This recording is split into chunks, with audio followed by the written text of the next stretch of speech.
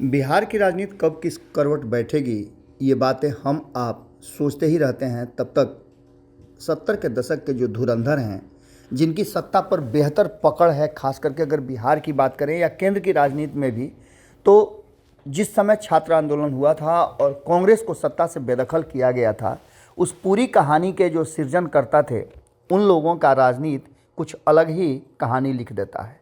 ऐसी ही एक कहानी लिखी जा रही है शिवानंद तिवारी के द्वारा। शिवानंद तिवारी ने एक बड़ा खुलासा करते हुए, पुरानी बातों को याद दिलाते हुए राज फांस किया है। राज की बात यह है कि नीतीश क्या करेंगे, अगर आपको पता नहीं हो तो शिवानंद तिवारी का सुन लीजिए। ये बड़ा खुलासा है और आपको बहुत सारी चीज़ों का अंदाज़ा हो जाएगा। वर्तमान जिस तरह से जनता दल यूनाइटेड की स्थिति है और जिस तरह से चल रहा है, चर्चाएं कई तरह की हो रही हैं। उसके बाद शिवानंद तिवारी का ये जो कहा जा रहा है सोशल मीडिया पर दिया गया खुलासा है, या कहा जाए तो पुरानी बातों को याद करके उन्होंने कोशिश किया है ये बताने का कि आखिर नीतीश कुमार करते क्या हैं, किस तरह से उनकी यात्रा चलती है और किस तरह की रणनीति वो अपनाते हैं। तो आपको शिवानंद तिवारी की बात ज़रूर सुननी चाहिए। जो अभी अभी राष्ट्रीय कमेटी और राज्य कमेटी बनी है, उसके जेम्बो बनने के बाद भी अगर केसी त्यागी का नाम नहीं हो, अशोक चौधरी का नाम नहीं हो, हरिवंश का नाम नहीं हो, इसके अलावा बड़ी लंबी फहरिस्त है जिन लोगों का नाम नहीं है, उसको लेकर के शिवानंद तिवारी ने स्पष्ट किया है कि मुझे नीतीश की पार्टी की इस नई टीम में केसी त्यागी का नाम नहीं देखना थोड़ा तज्जुब जरूर हुआ था। केसी त्यागी हमारे पुराने साथी हैं और केसी त्यागी का नाम कैसे छूट गया, ये भी कहीं ना कहीं अब सोचने के लिए मजबूर करता है। उन्होंने कहा कि केसी त्यागी ने खुद नीतीश कुमार से आग्रह किया था कि वो अब इस कमेटी में नहीं रहना चाहते हैं, लेकिन हमने आपको केसी त्यागी की बात सुनवाई थी, हम वो बाद में आपको बताएंगे। लेकिन इससे पहले जो चीज़ें शिवानंद तिवारी याद कराते हैं, इतिहास के पन्नों से राज फांस कर रहे हैं, उसमें 2014 का वो घटना है जिसको लेकर के आपको याद होगा कि राजगीर में बैठक चल रही थी जनता दल यूनाइटेड की, और उसको लेकर शिवानंद तिवारी ने जो बातें कही थी, तब नरेंद्र मोदी का पदार्पण हो गया था और एनडीए के तरफ से भले ही न हो, लेकिन भारतीय जनता पार्टी ने अपना आने वाले चुनाव के लिए प्रधानमंत्री का उम्मीदवार सामने रख दिया था।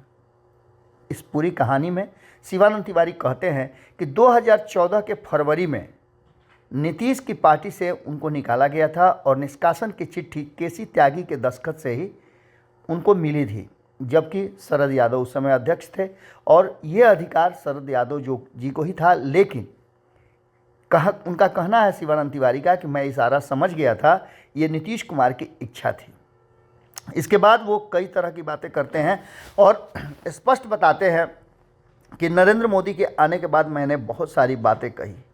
जब मैं भाषण दे रहा था तो मेरे विरुद्ध कहीं ना कहीं मंच से ही किसी ने ये इशारा कर दिया था और शोर बढ़ गया। शोर को देख करके मैं उत्तेजित हो गया और अधिक ज़्यादा बोल गया। इसके साथ साथ वो और भी कई बातें याद दिलाते हैं। कहते हैं कि नीतीश कुमार की राजनीति और रणनीति समझना आसान नहीं है। राज्यसभा का सदस्य बना था, नीतीश ने ही मुझे राज्यसभा भेजा था, उनकी पृष्ठभूमि भी बहुत दिलचस्प है। वो कहते हैं कि 2007 की ये घटना है, मैं लालू जी की ही पार्टी में था, लेकिन वहाँ सब कुछ ठीक ठाक नहीं चल रहा था।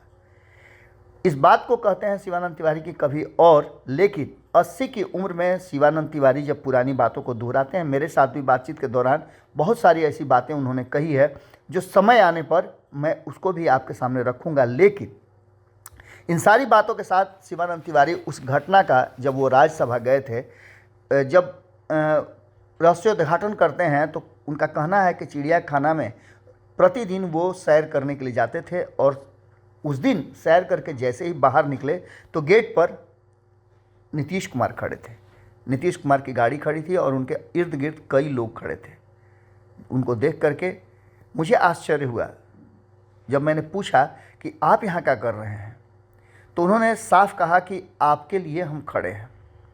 ललन सिंह शाही जी के अलावे अन्य कई लोग वहाँ खड़े थे और उसी के बाद शिवानंद तिवारी कहते हैं कि मैं 2008 में नीतीश के बिना कुछ कहे मैं पार्टी में शामिल हो गया और नीतीश ने बिना मेरे कुछ कहे मुझे राज्यसभा भेज दिया।